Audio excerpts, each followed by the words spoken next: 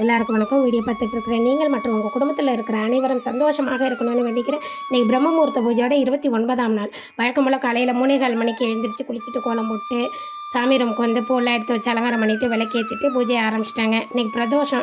அதை பற்றி குட்டி கதைங்க. தேவேந்திரன் அவருடைய வாகனம் வெள்ளை யானை. இதில் வந்து சந்தோஷமாக ஊர்வலம் வராரு. எதிரில் துர்வாச முனிவர் வராரு.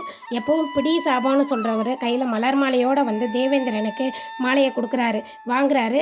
வாங்கி அலட்சியப்படுத்தி யானை மேலே வைக்கிறாரு. தேவேந்திரன் யானை கீழே தள்ளி காலால் கசக்கி வீணாக்குது. உடனே கோபம் வந்துருச்சு. உன்னுடைய அலட்சியம் ஆணவம் எல்லாமே உன்கிட்ட செல்வம் இருக்கிறதால தான், அதை எல்லாத்தையும் இழப்பாயாக அப்படின்னு சொல்லி சாபத்தை கொடுத்துட்றாரு. சாபம் பழிச்சிருச்சு. இதுலேருந்து வெளியே வரணும்னா பார்க்கடலை கடையணும். உடனே பார்க்கடலில் எல்லா வித மூலிகையும் கொட்டுறாங்க.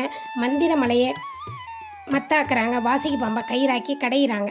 இப்போ மழை மூழ்க பார்க்குது. உடனே மகாவிஷ்ணு கூர்மாவதாரம் எடுத்து கீழே மூழ்க விடாமல் தடுக்கிறாரு. மீண்டும் கடையிறாங்க. ஆழகால விஷம் உண்டாயிருச்சு. இதனோட கொடுமை தாங்க முடியாமல் எல்லாரும் கைலாயத்துக்கு சிவன்கிட்ட போய் தஞ்சமாகறாங்க.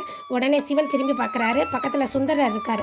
அந்த இடத்த இங்கே கொண்டு வாண்டுறாரு. வருது. விஷத்தை கையால் அள்ளி குடிக்கிறாரு. பக்கத்தில் அம்பிகை இருக்காங்க. கழுத்தை தடவுறாங்க. தடவுன உடனே விஷம் அப்படியே கழுத்துலேயே நின்றுச்சு.